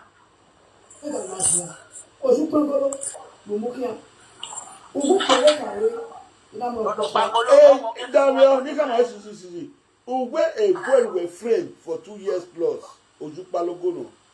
Or what Ojupalogo were he? A girlfriend Ojupagolo, with him. Okpa go with him. Who were to fool them, a good were fool. Women know how we were because who go out one if we not move any. I want allow our own be a gano who basha with Ali. Who basha with Ali. Who mammy Baboyak Babu. Una si a pay your mao. It's a gonna be qua. All that for now. Oh, that for when we take off work on every 1 year back to Wavabu. All I would want to do. We are so pianic Tomin Aguana. Or wait to wait HIV Belgium. Una mugi in Spain. Or when the doctor had detected, you don't know where. Do you have a blood test? Or wait, we need to know where I have been on the bill left in Belgium. So, don't tell me it boy. Open when we're friends in here. What damn if you are going? Why beg put in begging? No, that man is so, but I want to work for. I work for myself, but oh, we need to tell you what Suzuki. Oh, see if you have been on your Tata Toto. Suzy, your where are you going here? Or tell me, it's a lift. So, okay. Or tell me, you are telling your palm away. When you touch it, then I mean, where a bow piano, here told me that I'm your piano take a decision. Or that from Vienna and Grimnos. I own a yage, Ijo, who never yage, or who piano you were. Or who knew what Pago who never work a carriage. I want to tell you what it be anymore a water water. This is the time. What I tell you, no matter why I take one. On about cannot discipline when you work, well, not when you work already. Because devil, they cannot say thick way. Devil, they cannot say thick way. Because a woman or one as Suzy, or you cocoa, a cocoa that one work. A Suzy guy, like the water could be a big man, and I give her a nota. In other me where can another dolly for you a ring road. And any boy another dolly for you.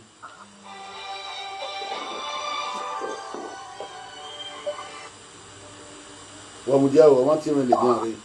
Hello.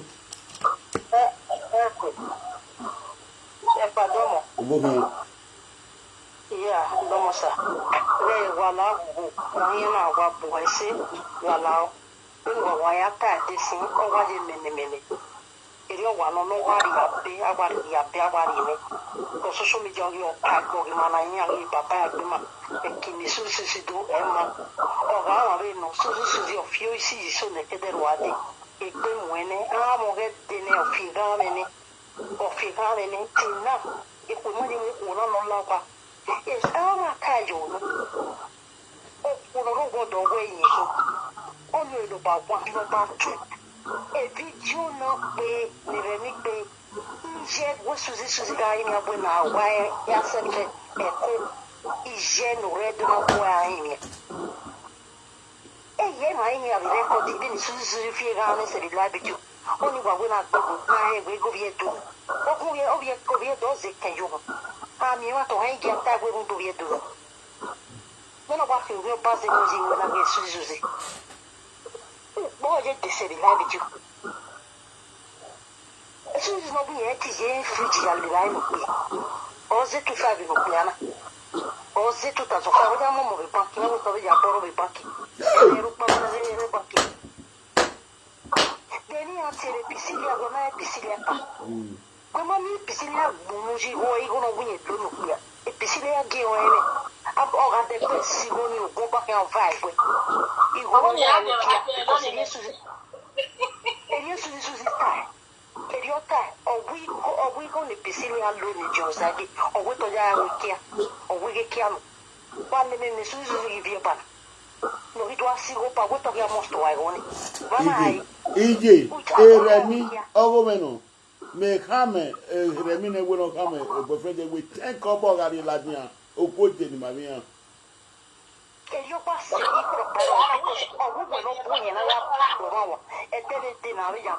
So, me ware matana, me mestre matana, ye, where me mestre matana, where all you surprising me, all you surprising me, where are you make be use best woman of the society. All you give me a surprise. Oh, when you was a live video, Kagani Yard, your base 8 years.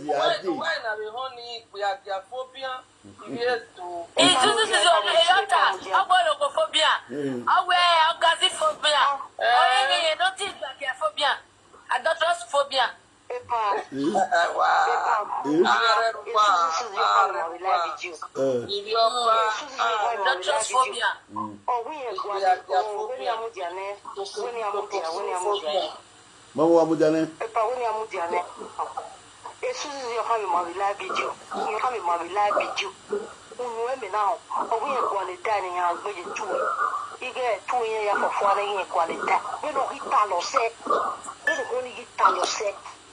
Igualdad ni agricultura. If you're in Nasi, I can't you imagine what no we roboto. I mean, you found one decade. EJ. Oh, we're talking for one of you. Oh, what the Tamiano, what most Suzy and I was EJ was the where me away me my swing. Where in me a surprise. Get this on the other day. In me video me. Ime surprise where e wan we bunya we ma dey naga ye student le ba no pia naga yo gogo le ba no pia naga ye gaina le ba no pia we ona ga gwalo o mo wa no pia won na go pia plan Waro ije boy wa ga ije boy ke amwe bo ije boy wa ga ma bo no ri pe ma ta na ro o ma ri pe yin o ri mi no mi e wo because o pa go be bo yin o ma kan me ije boy o ga amwe bo ije boy na amwe bo mo go no gwajo ite no kama bo ite o we o za o ya ona ati bo ni mo ona che bo mo ya gwa le di video de gwe sis me gwa yo ni ya gwa le di video de gwe ni do mo body pe ya die video ni gwe igba dia fi obian ya gwa le video ni de gwe ọmọdé gwa lo pa de gwa lo okay yeah hello J adulterous phobia Nigeria woman come talk to us wa ya wa pota o obo Suzy uya ahiri ale le platform ya ni ala wo ni afokisi we ni aga isaga we oja ahiri ahia Don't worry, Yeah, yeah, la wani ati ni ari aga ni ya ti with the me very boy. Na ni aga isaga yen. Me, only do bawe kiri meji. The wemu ashawa Adulterous woman. Yeah, they told me because the way when they say they carry chair, they sit down, they talk. When they get basena, this is zero. Why would maybe a miracle go? Yet, when it's a When all one or son of an or always bogging me where if Palon is Suzy now with you. Am I begging one day? I'm a very palo. No, now a video. The calendar, we are not even a weapon, no level. We are the palo. We are the security. Where are we going to or maybe we can. Eh, no, all the disgrace to give you to next time one weather. It's when I start one. Make me not care. Oh, well, everything is we are taken up by infinity. Oh, when I see. When the Suzy, what dog is that guy in a chair? And why not make it go to think of in life? This is why we go to think, when we go to saga the woman. Oh, yeah, tell us again. Tell us again. What do you talk? This is Infinity Saga. The daughter finishes saga. In that time, he said, make Suzy enter house. Say instead when he go to think of his shame, he go to saga the woman when he get the man. Say what did the woman do now when they saga the woman? Why not the man? When they go to see each other. If you see the write up, the good update when finish drop this morning. Even Lolo self don't post time, everybody don't post. I'll be send that for me when I post it. Send that for me. You send that for my WhatsApp when I post it. Everybody don't carry the write up when he write. He said to this Suzy, instead of you to go and be thinking about your life or fighting with the man, you're going to be fighting with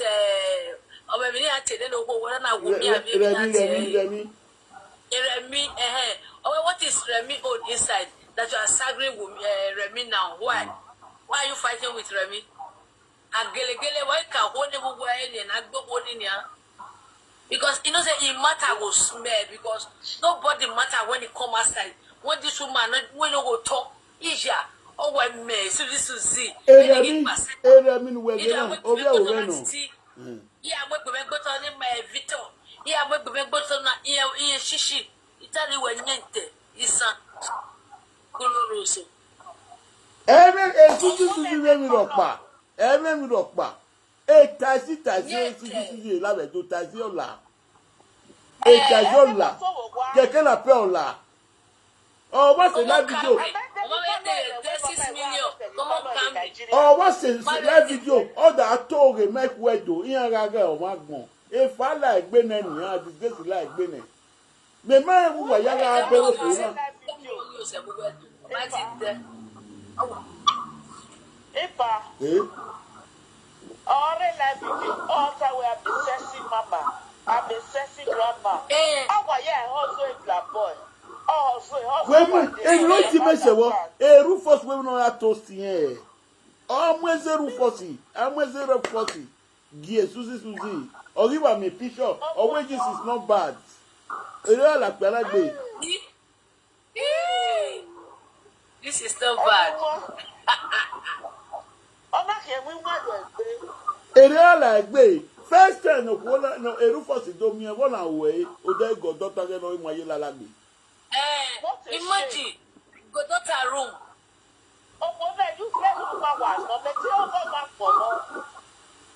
Canada Suzy no me yes to be an I know piano that hotel for 2 weeks. 70 €, every day. 3.5 million. Now say make the boy go give am more when they hold am more.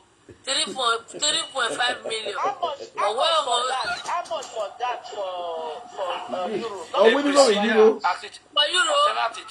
Alternative why Priscilla or Simeno, best friend Meno. She says Cecilia, Priscilla have your gang below. But here go have your gang below. I have a tell you gonna give me a tea while you are social media. So this is the borrow the man, Na 2,000 euro. Which kind borrow? 1,000 Priscilla, ove borrow John Sake go to John by the ne. Yeah, we told you love. Automatically, Suzy you have big love. If you want, you gonna put 50-50. Gavio, my mind was be. Oh, Suzy, Usofu, Mohian, every no can book where those about this na me. Inyane tika da. Iya said, well, those about this na me swen. We ya na wo na. E ya wo. Ne that don't get that claim glory. Was again. You know say na when you can 3.5. you can get any that don't get put down. It will set down to total anyway. No one in salary 2 months. Beno ye ya wo na. E so that ka we yan gbe dedegbe so e oni ya ka calm down. E so ye we ka we yan no do yin yan na. O we to for for anything oborekun. E ge na we say di e ya wa gbo ejina yin. We on we gbe kan remi. We on gbe kan remi.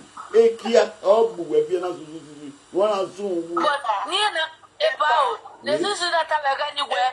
Go ask about me. No black boy will come once I say you see my point. Yeah, but we're friends for 2 years. Man, why Suzy? Hey. Oh man, why? When another one, when not one like those about this way, sexy mama working. Suzy, ya wunu ya bi owo ma gbon. O de Suzy, o han ge ma kwe no ma gbogbo pe agbo ma gun a. Iwe Suzy do ho we agbo ma gun a. Suzy, wo mu meji ga. Ona ku. Iye da fu o ma sin abo. Oya afu o ma sin abo yan da account mo gba ni bu da yan da account dem Oh my God, Obi Atiti will never back. Atiti will never back.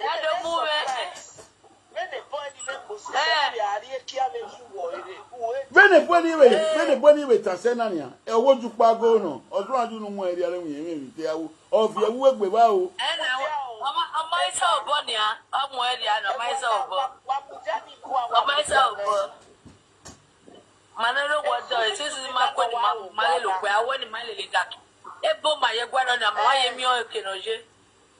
Ma wa do e daki wo kwa. Wala he da do e daki.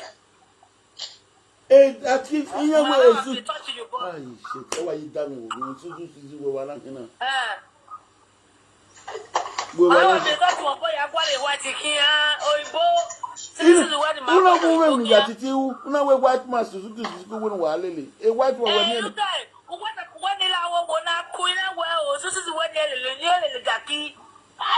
When me born any? When me born any? When me born any? But now you're taking my Kusania. Just as you want to buy a come on, boy, I go, only ya go, come on. Hey, that's Suzy. Oh, when me black you, when my queen, my mother, you know, when my wallet book here, able I won't wear her. Mela go. It means I not make contact. This is any contact for me. In my wallet, head up with a kick here. I see a boy, good man. Yeah, boy. No, tell me, I'm not going to say toast. Why, you I was really am with this is really am with this is the one man with black here. What am I going to book here?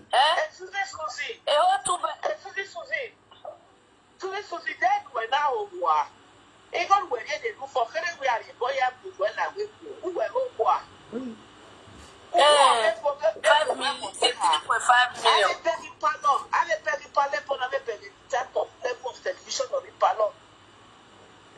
Jesus.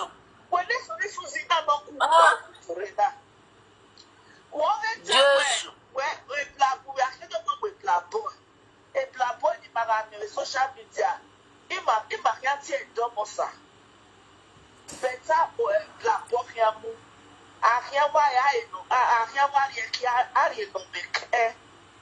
get better, but don't hit myself. At the end of the day, if I'm not going to you back on. Hey. Suzy. Suzy. Boyfriend we are to palogo mu. Awe to pago we mu a. Suzy me kapo waka si ya gweme ne gia ya ne. Me ma swen. Ne ya na ujogo na. Ne ya na ujogo na. Ma se ti abeg. E ma se ti abeg message ni give. Everlasting. Ne ya na ujogo na. E ma se ti abeg message ni give. Onye say na see. Ya so give a message ne ban. Ekwe amo omo bi e no rowa. Suzy, what miliki yegbe. Ola we yeah. No boy when you come once I go talk and say don't see her. You know God. This is no more swag. Oh, I pull up kwa. Mudano babe. Awe enwa. Ma bele tag mo be mi mo bogbo Suzy. Almost 2 years in your making a line. On I told him where we go her. On the year of Suzy, what kind of way her. Oga je tata. Ido total. Itawe Suzy as a gwan do total we. Right from time ya wanre. Ebi me ya wanre. Me mi pia no bonya ma won gwa. Iyan won to. E wan room yan na so yan boyfriend yan. Iyan na do dogwa. Iyan do make iyan do kun wan we boya no po ma. Then Suzy tami ku ma na. Then we come here na. Suzy said before he was spent, said 300 euro. Oh, we know what they have here. He said the man go use 3,000 euro for her. Where that time they spend for man, you know, see Anna. Yes. Said the man, or them will go be a. But when I just see no, I don't play now. Say, Suzy, if they try to raise man for other inside house, if they tell me I'm not raising man. Wow. Una don't see now. Suzy, he won't try to raise man. He won't try to raise man. Listen, where Ije Mujane. Everything. You go, hey, me no matter here with you. Mujane. When you Suzy, I mean, when in Nigeria, we let you wear. Now, my buggy, you're a ball, a wigo. Well, while a Rufosi. Oh, what's what I Suzy. As soon as Suzy went is evil messenger. Okay. And life is your not practicing witchcraft. Give me small thing. And you go carry juju. Go bring the juju now with the same. Okay, say gwan. Oh, we are going in the car. What did you call when and I get at the very dark here? He can't but Agwama Ibegania, a Suzy now plan when Agwayama Pia Wowa. No talk we are more. But on I come one while you plan. I work on a agenda or go with the sleepers on your schedule. Of course, who are Suzy. Oh, Suzy, go better than to love you. To help a man doesn't mean the man must marry you. You can have a boyfriend if your boyfriend is in difficulties or if your girlfriend is in difficulties. Hey, what am I want? Anything what am I want? If you do no wrong. A Rufus way, all one of with live video. No, I'm with Pierdo Button, and I don't with Pierdo. And you do disgrace everywhere, Nero with Pierdo. Yes. Nay, confusing man, nay, confusing no door. A Rufus is where the back. A Rufus, or when on that board warning, or we have a beggar, you know what? Or what seeing where you are not bad in compressor, or you are look good, no so good. All I want is so good, a car friend, I will have a boiler when I have to do this. Is this year like when I'm woman? For 2 years, you were bully. Oh, yeah, like Bema, or Suzy, a Rufus, a day. A whip a meal, a whip a passa in Wild Valley, a week, or ye are list you. The one the cowboy bought where Rufus secure is a weird. Oh, we are travel. Oh, wait, or a Suzy hotel for 2 weeks. or 3 days in Rufus Kayari, Ostake will tell. A Rufus I can't I can't party when I were there. Already 50 euro in Rufus, so we had that boy. Oh, party when I'll kill oh, king when I did. Already about the right Rufus in the hotel for. Or the first one can not with 2 weeks, second one not with 2 weeks, the other one 1 week or week. 2 weeks in a hotel. Yes. At the rate of 70 euro a day. Yeah. Jesus. When I oh, Suzy when I bang winner. Oh, I didn't win a bang winner. Oh, I didn't win a bang winner.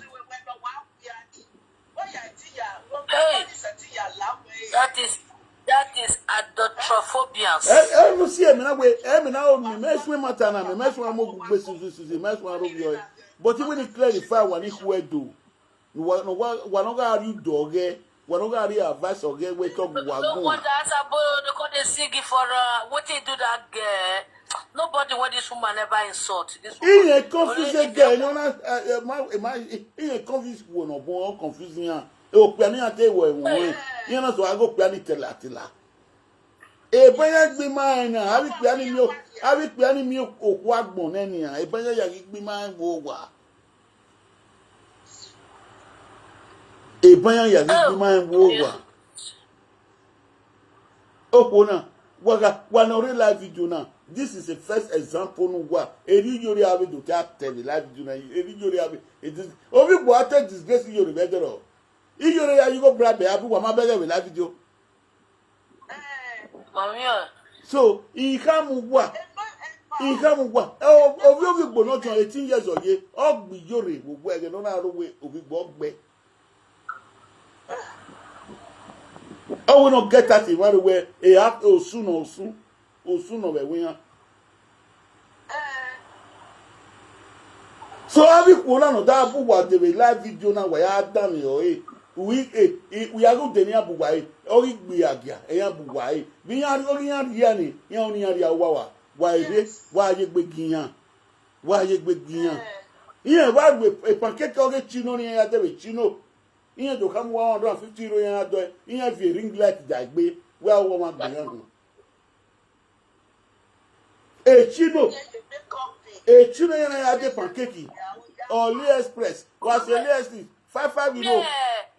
Mama, a bit on the Suzy Joe, Betana, Bobo, you are queer for it. A lesson, no, you are never Alabano, oh, I said, Buru, joy. When you go to 1 yard, 50,000. A 6 years here, why you're not check it? Maybe I'm going to fossil at the picture. You know where you know where is. He come in to fossil, he come in away or Jupagono. If we mamma Suzy. Why worry? Why worry? A video ni ati to pe sise ipe video ni ayamu record. So me had the gbelajan to pe video ni because when you only analyze video ni we got damn or we got damn video ni. You only don't analyze the one making out wise. Na we one making out key because have it be again. No ga je to cyber space now. In do mo area. Do a man when you abe wagi ya tele no ka pe na we bu or for social media. You are working here.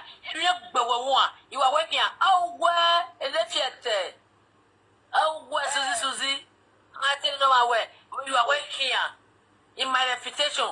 Where is that reputation? A reputation in Ania. What a reputation?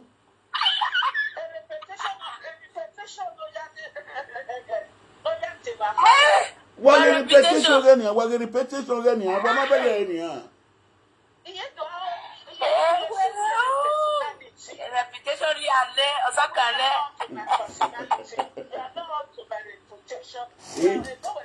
he didn't give you a problem. Our dignity. What would you? Our dignity. He gave Mujale give you a problem. He didn't give you a problem. What a repetition. He didn't get repetition. What Mujale get repetition? Ni get repetition. Repetition. What Mujao? What made a repetition? What made a repetition? What a repetition? It's sweaty there. It's sweaty there. Oh, I'm not a samere mi awamba otapo ne neru possible no be Ori toge ma we na te watermelon mi ma kan we wo.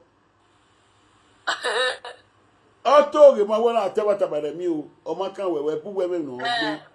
O fe we ve kia wa fe ire kia. O ga wa te ta ba we e ga ta be re bi awa ma yiko ama. We mi okua no tu no friend okua va no ta mata ma ko va. Emi gwa ota mo na mi gwa ota mo na. Abere on jime. E don't want to hear. I want to quiver. Ọ̀rẹ́ mọ́tò mọ́tò máa wẹ̀ wọ́n gbọ̀n wẹ̀ kí iná náà tẹ̀ wọ́n tà máa wẹ̀. Ọ̀rẹ́ yà wẹ̀ no do disgrace wẹ̀.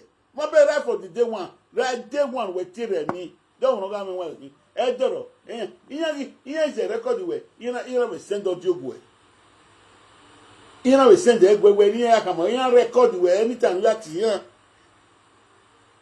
Bọ́tẹ̀tẹ̀ náà wò. Èrè bí mọ́kànlá náà ìpọ́dí o.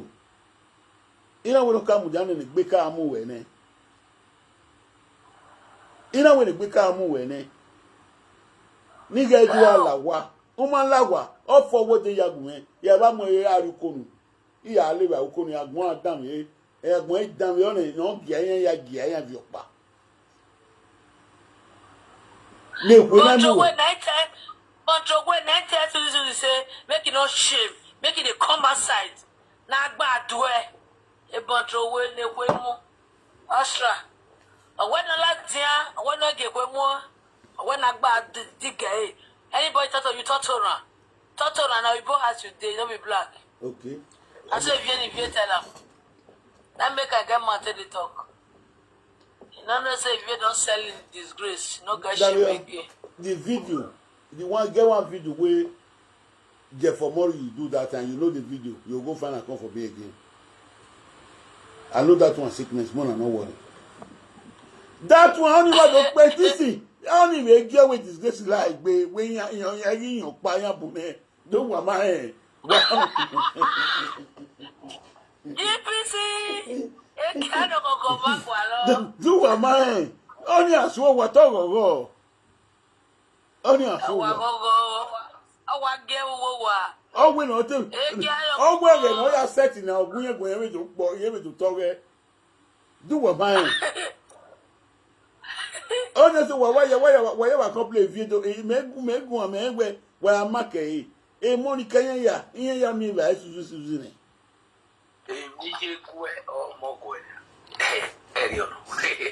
Like mother, like daughter, yeah. Iyan support that your in your phone mind awagbon iyan wa wagbon e ma yaji awagbon ma yaji e kinu ri do be na do e say cause we ga do music wo internet never forget something. Internet wa maybe in children the internet. The time they must come one day, they must come across it one day. Let me tell you. They'll come and see where they saw their mother. They'll see the thousands of people where he saw their mother. Thousands. On the 20th of July, if not soon now, 2026, I will be show my memory. Every on the 20. Yeah.